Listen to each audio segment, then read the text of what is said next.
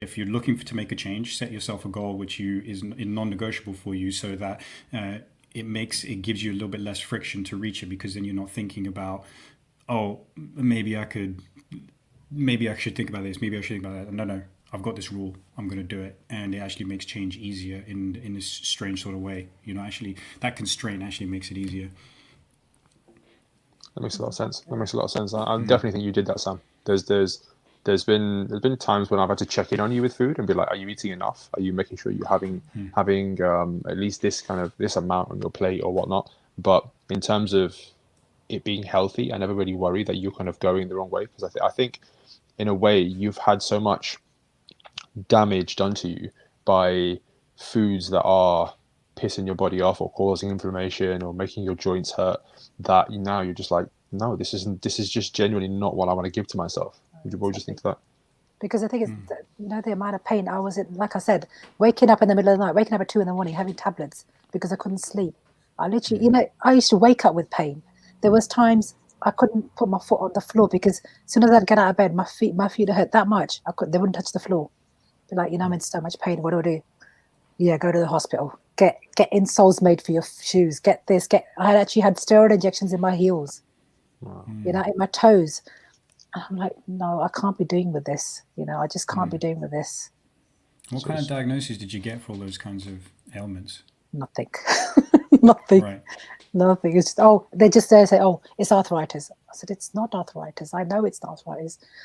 No, it's just, you got calcium deposit in your shoulder. You got calcium deposit in your hip. That's all. I was like, I've never heard of calcium deposit in your hip. And they goes, yeah, you've got that. You've had a scan and that's what's showing up. Like, okay, that's fine. You know what? I'll deal with it. They just said I have painkillers. Like, I went to the doctors in August because for like 6 weeks, my foot was really numb. I was getting pins and needles in my toes. No pain, just pins and needles. And I still have it. So I went to the doctors. I said, well, I've got pins and needles on my toes. I don't know what's causing it, but it's like my whole foot's going numb. And that's not normal. And do you know what she said? She gave me painkillers, anti-inflammatories.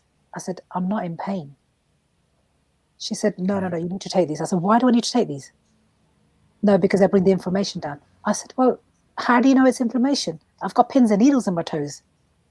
So she gave me all these tablets. I said, you know what? Forget it. I'm not having these tablets. It'll be fine. I just have to train my way out of this somehow. That's it. Yeah, I mean, you can. Yeah, exactly. I mean, that instance, I'd say, was one time along this whole process where something's kind of gone and just flown up a little flag and just said, okay, well, this is going to come out of the wash, which is going to happen. I can't count the amount of times where I've gone through training or gone through just life in general where something just all of a sudden starts to malfunction a little bit, and that's just kind of par for the course. You're pushing your body, you're doing things that you haven't done before, and things are obviously going to come out in the wash in weird ways. But it almost shows the shallowness of an answer from like the health where we go to for our answers, healthcare profession, where obviously they look after a lot of people, but at the same time, I'm not trying to say that they're not adequately equipped. I'm just trying to say that we as PTs, this is a call to action. You know what I mean? This is why we need to ties into our t-shirt. I've got to show you my t-shirt today. So it says, that's true, because superhero ain't an official job title. right? Just start writing superhero on your business card now, man. That's it, man. That's it. So my other client's Nick. Shout out to Nick. And it's a call to action for us to align ourselves with what the health service needs us to be. You know what I mean? Like they keep people alive, right? But we help them evolve, achieve, and thrive, right? That's 100% where we need to place ourselves in the. Let's go. Where we need to place ourselves in the landscape, because we can't do it without them, because we don't know how to do what they do. But we can definitely advise someone like Sam, someone like Amy, someone like Raminda on the podcast about the nuances that we can control in our day-to-day lives that are going to help us move forward, right?